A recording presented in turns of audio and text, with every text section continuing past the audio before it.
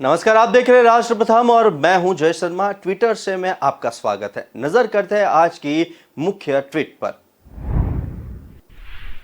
प्रधानमंत्री नरेंद्र मोदी ने आज अहमदाबाद में मेट्रो रेल का लोकार्पण किया। अहमदाबाद मेट्रो रेल अब यथार्थ बन चुकी है। 30 सितंबर नवरात्रि के 5वें दिन 40 किलोमीटर लंबे मेट्रो के पहले फेज का उद्घाटन प्रधानमंत्री नरेंद्र मोदी ने किया और इस दौरान वो कालूपुर अंडरग्राउंड मेट्रो स्टेशन से दूरदर्शन मेट्रो स्टेशन तक इसमें सफर भी किया।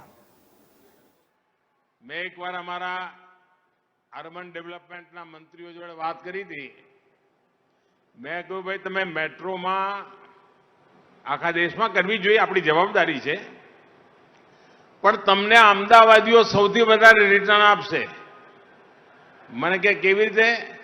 मैं કહું સાહેબ અમારા અમદાવાદી છે ને હિસાબ લગાવે કે ઓટો રિક્ષામાં જવું તો કેટલા પૈસા થાય, કેટલો ટાઈમ જાય, કેટલી ગરમી ખાવી પડે,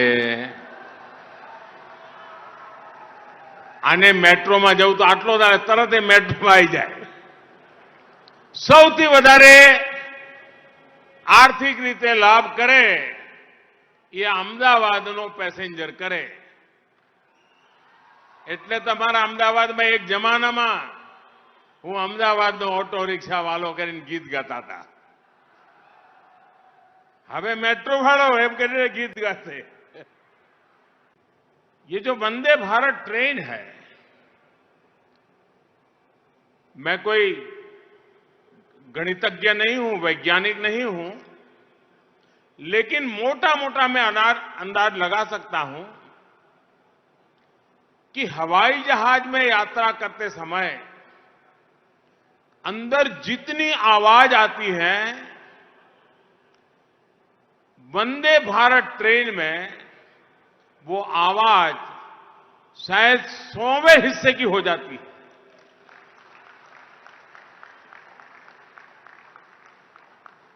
यानी 100 गुना ज्यादा आवाज विमान में होती है। विमान में अगर बातचीत करनी है तो काफी दिक्कत रहती है। मैं वंदे भारत ट्रेन में देख रहा था, आराम से मैं लोगों से बातचीत कर रहा था क्योंकि कोई आवाज ही नहीं थी बाकी। इसका मतलब जो लोग हवाई जहाज के आदी हैं, उनको अगर ये आवाज के विषय में ज्ञान हो जाएगा, मैं पक्का मानता हूं वो हवाई जहाज नहीं वंदे भारत ट्रेन पसंद करेंगे। प्रधानमंत्री ने आज अहमदाबाद वासियों को संबोधते हुए कहा कि आज मुझे अहमदाबाद वासियों को 100 सलाम करना है। देखते हैं क्या कहा। अने मारा अहमदाबादीओ,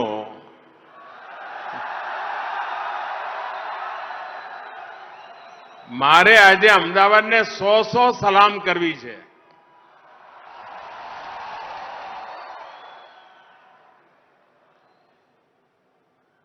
नवरात्रिनो तहेवार होय, रात आखी दांडिया चालता होय,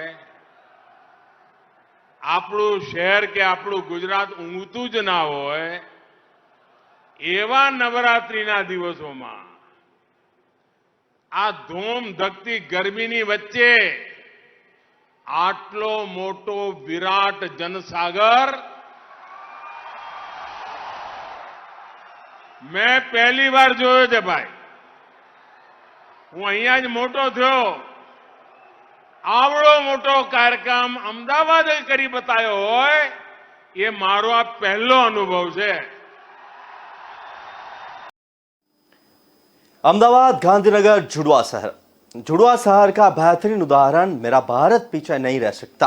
आनंद, नडियाद, भरूच, अंकलेश्वर, वलसाड, वापी, सूरत, नवसारी और महसाणा, कड़ी जैसे कई जुड़वा शहर गुजरात की पहचान को और मजबूत करेंगे। साथियों,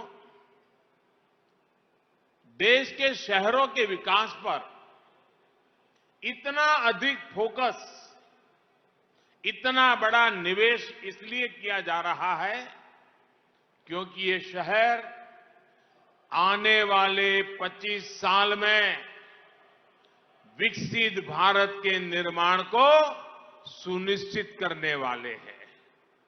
यही अहमदाबाद, सूरत, बड़ौदा, भोपाल, इंदौर, जयपुर यही सब हिंदुस्तान के 25 साल के भाग्य को गढ़ने वाले हैं।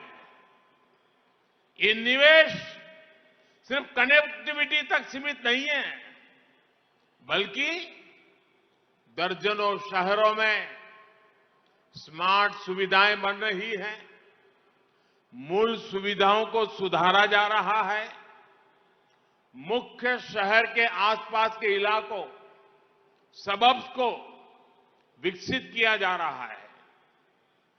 ट्विन सिटी का विकास कैसे होता है, गांधीनगर, अहमदाबाद इसका उत्तम उदाहरण है। आने वाले समय में गुजरात में अनेक ट्विन सिटी के विकास का आधार तैयार हो रहा है। अब तक हम सिर्फ New York new Jersey twin city सुनते रहते थे। मेरा हिंदुस्तान पीछे नहीं रह सकता।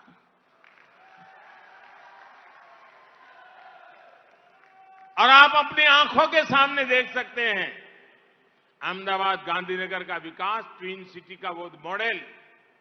उसी प्रकार से हमारे नजदीक में आनंद, नडियाद, उधर भरूच, अंकलेश्वर, वलसाड़ और वापी, सूरत और नवसारी, वडोदरा, हालोल कालोल, मोरबी, वांकानेर और महसाना, कड़ी, ऐसे बहुत सारे ट्विन सिटी गुजरात की पहचान को और सशक्त करने वाले हैं।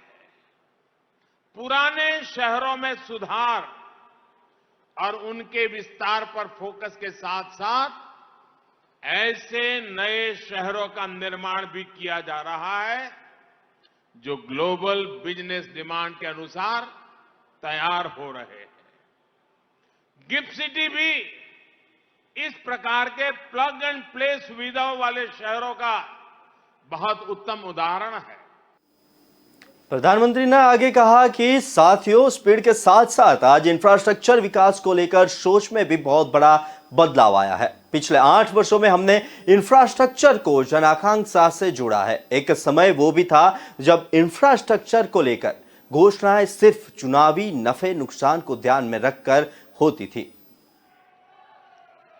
भाई और बहनों, 21वीं सदी के भारत को देश के शहरों से नई गति मिलने वाली है। हमें बदलते हुए समय और बदलती हुई जरूरतों के साथ अपने शहरों को भी निरंतर आधुनिक बनाना जरूरी है। शहर में ट्रांसपोर्ट का सिस्टम आधुनिक हो, सीमलेस कनेक्टिविटी हो, यातायात का एक साधन दूसरे को सपोर्ट करे, ये किया जाना बहुत आवश्यक है। और जो गुजरात में मोदी की पर बारीकी नजर रखने वाले लोग हैं, वो वैसे एक अच्छी जमात है और एक तेज जमात भी है।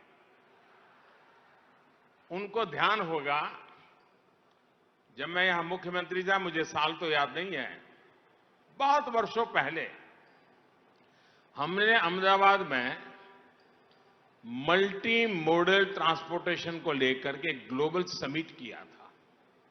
यानी उस समय भी मेरे दिमाग में चलता था, लेकिन कुछ विषय भारत सरकार के होने के कारण मैं तब नहीं कर पाया। अब आपने मुझे वहां भेजा तो मैंने अब ये कर दिया।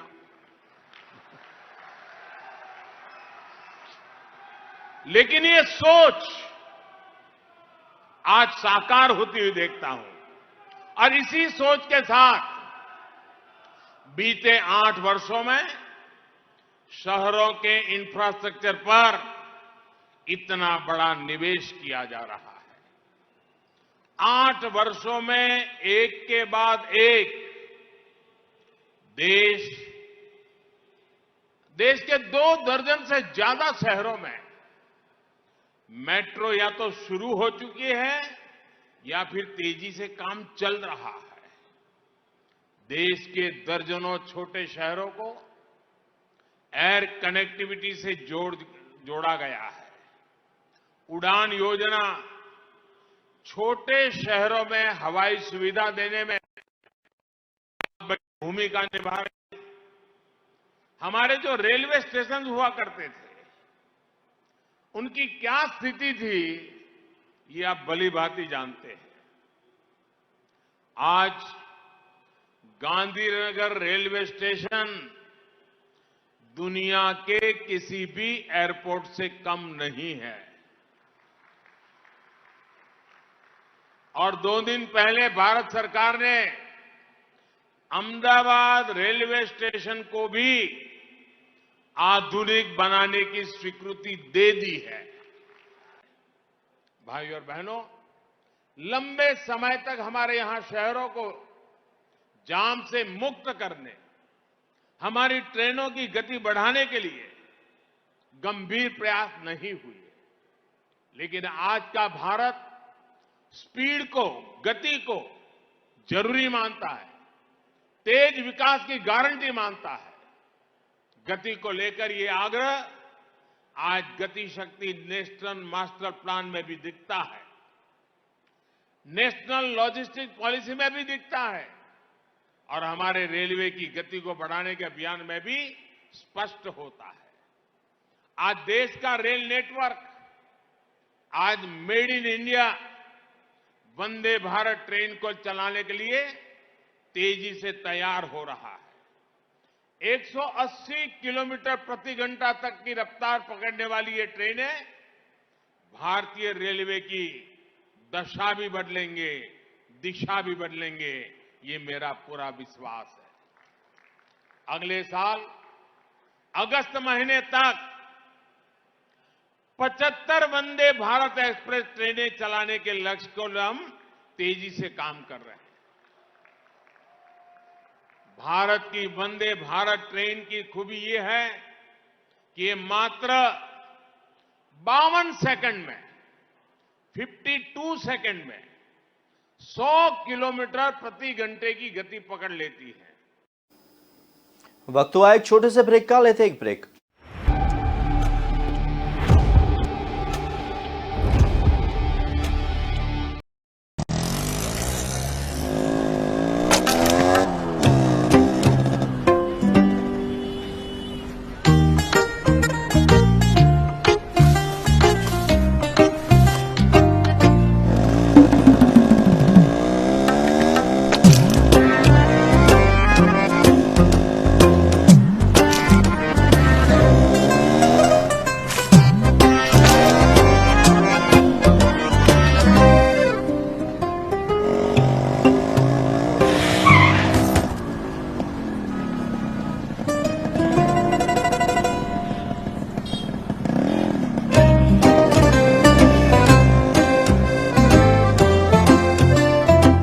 जब सोच सुंदर होगी तभी तो देश सुंदर होगा।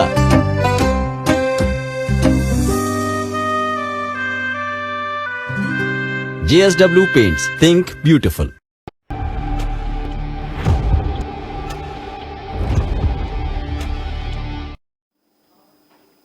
ब्रेक बाद रुक करते आगे की ट्वीट पर। लखनऊ में यूपीएसएससी द्वारा चयनीय 332 आबकारी आरक्षियों को नियुक्ति पत्र वितरण हेतु आयोजित कार्यक्रम में सीएम योगी आदित्यनाथ भी उपस्थित रहे और सभी आरक्षियों और उनके परिवारजनों को हार्दिक बधाई दी। निष्पक्ष व पारदर्शी भर्ती प्रक्रिया के अंतर्गत आज लखनऊ में यूपीएसएससी द्वारा चयनीय 332 आबकारी आरक्षियों को नियुक्ति पत्र वितरण हुआ। उनमें से 30% महिला आरक्षी शामिल थे। शारदीय नवरात्रि के अवसर पर यह हम सभी के लिए हर्ष का विषय है।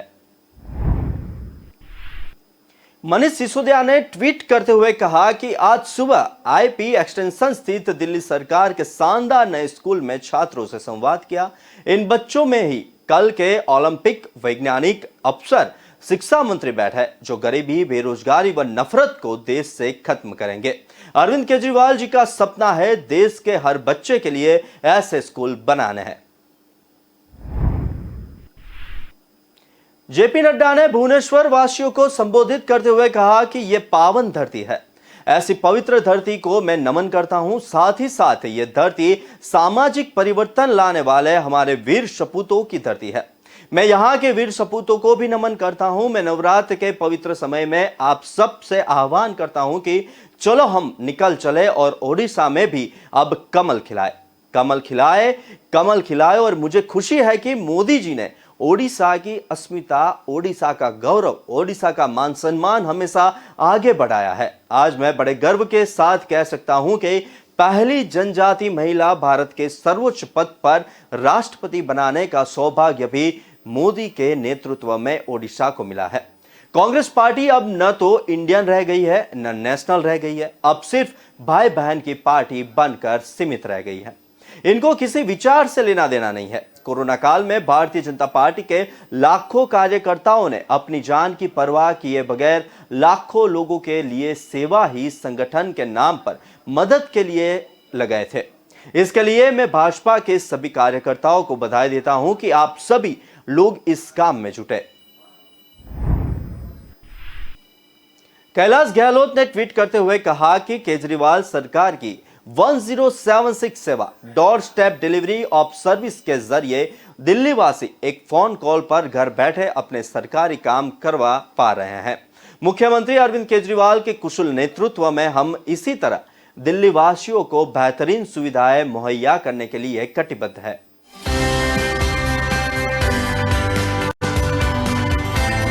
मैं 19 साल का हुआ हूँ तो मैंने सोचा कि लाइसेंस बनवा लिया जाए। मैं और पापा ऐसे बैठ के बात कर रहे थे। पापा ने मेरे को बताया कि 1076 नाम का नंबर है, इस पर आप कॉल करिए। वहाँ से बड़े अच्छे से जवाब आया। मैंने पूछा इसके रिगार्डिंग डॉक्यूमेंट्स वगैरह क्या चाहिए, और अगले दिन उन्होंने कहा कि आप अपॉइंटमेंट ले सकते हैं। तो मैंने अपॉइंटमेंट भी फिर दूसरी कॉल पे अपॉइंटमेंट बुक करवा लिया, सारे डॉक्यूमेंट्स अरेंज करने के बाद में। डॉक्यूमेंट्स बताया कि आपको ये डॉक्यूमेंट्स रेडी करने हैं, आधार कार्ड चाहिए, पैन कार्ड चाहिए। तो फिर ठीक है, मैं सब कुछ रेडी करके तैयार था। फिर उसके बाद 2-3 दिन बाद उनका खुद ही कॉल आया मेरे पास। ड्राइविंग लाइसेंस का एक पोर्टल साइट दी उन्होंने हाथों हाथ, और उन्होंने कहा कि आप इस पर लॉगिन करिएगा और फिर ड्राइविंग लाइसेंस का टेस्ट होगा आपका छोटा सा, वो आप टेस्ट दे दीजिएगा, उसके बाद आपको ड्राइविंग लाइसेंस मिल जाएगा। टाइम पे वो आ गए और सारा डॉक्यूमेंट्स उन्होंने वेरीफाई किया, सारा कुछ लिया, उसका फोटोग्राफी सारा कुछ 50 रुपीज़ हमसे चार्ज लिया, और सारे डॉक्यूमेंट्स को ऑनलाइन उन्होंने प्रोसेस कर दिया। फेस ऑथेंटिकेशन हुआ मेरा, सब कुछ हुआ। कलर ब्लाइंडनेस का टेस्ट था, ट्रैफिक सिग्नल्स टेस्ट थे। टेस्ट जैसे कंप्लीट हुआ उसके बाद उन्होंने मेरे को वो ड्राइविंग लाइसेंस हाथों हाथ पोर्टल पे आ गया। फिर मैंने उसको प्रिंट आउट निकलवा के और निकलवा लिया। मेरे को कोई दिक्कत नहीं, बहुत हैसल फ्री था। 1076 के कारण लंबी लंबी कतारों से मैं बच गया और वहाँ पे मेरा टाइम कंज्यूम नहीं हुआ। तो पहले लोग बताते थे कि वहाँ पे ब्रोकर सब भी पकड़ लेते थे, इस चीज़ों से छुटकारा मिला। कोई मेरा एक्स्ट्रा एक्सपेंस खर्च नहीं हुआ। पैसा की भी बचत है, टाइम की बचत है, जो चक्कर लगाना आपको ऑफिसेस का कई दिनों का, ये बचत है आपका। ये 1076 डोर स्टेप सर्विसेज है जो दिल्ली सरकार ने शुरू किया है। मैं इस सर्विसेज के लिए उनको धन्यवाद देता हूँ। दिल्ली की जनता को ये 1076 की इतनी शानदार सेवा देने के लिए मैं दिल्ली गवर्नमेंट, केजरीवाल सरकार को धन्यवाद देना चाहता हूँ।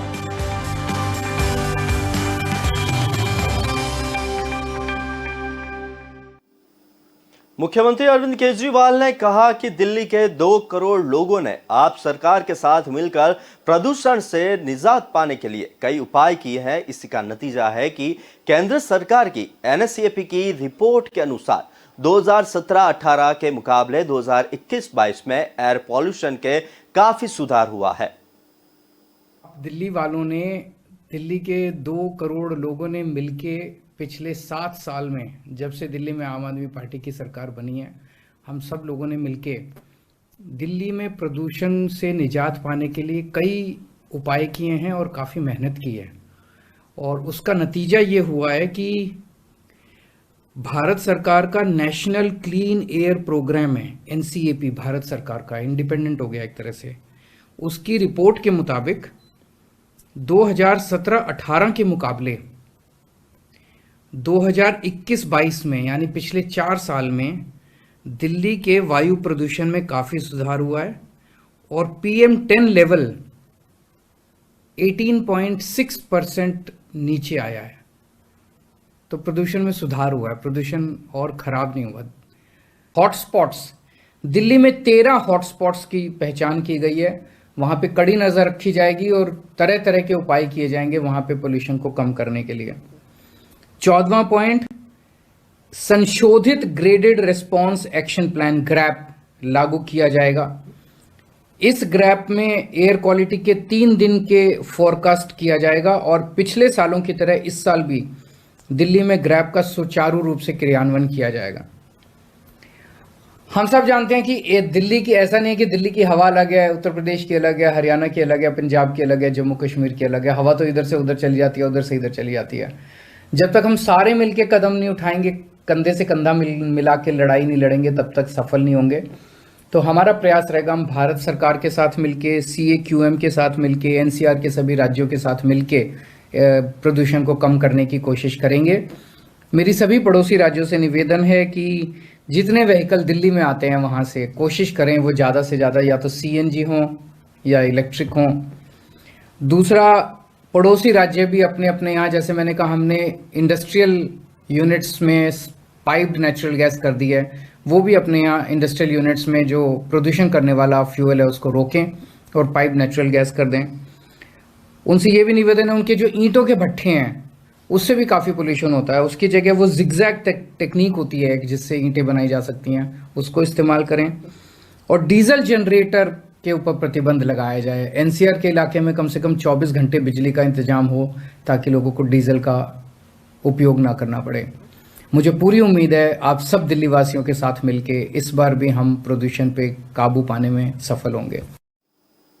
केशव प्रसाद मौर्य ने ट्वीट करते हुए कहा कि वैश्विक बाजारों में भारत की बन रही नई पहचान वोकल फॉर लोकल अभियान न केवल भारत के निजी क्षेत्र को आत्मनिर्भर की ओर ले जा रहा है, बल्कि विश्व स्तर पर नई पहचान भी दिला रहा है।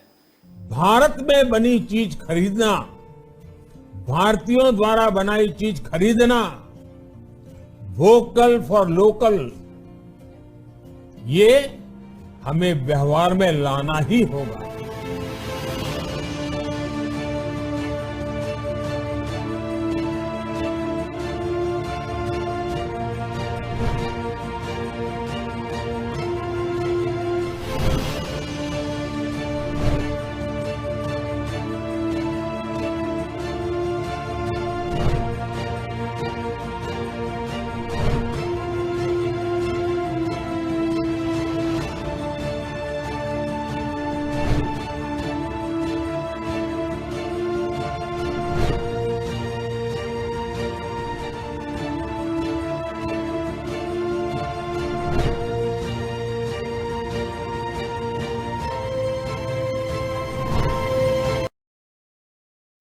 ट्विटर की खबरों में आज बस इतना ही, लेकिन विस्तार से खबरें पढ़ने के लिए आप हमारे वेबसाइट का भी प्रयोग कर सकते हैं। हमारी वेब का पता है www.kalamkartavya.com। हमारी कलम ही हमारा कर्तव्य है के उद्देश्य के साथ देश और दुनिया की खबरों को आप राष्ट्रपति के साथ देखते रहिए। नमस्कार।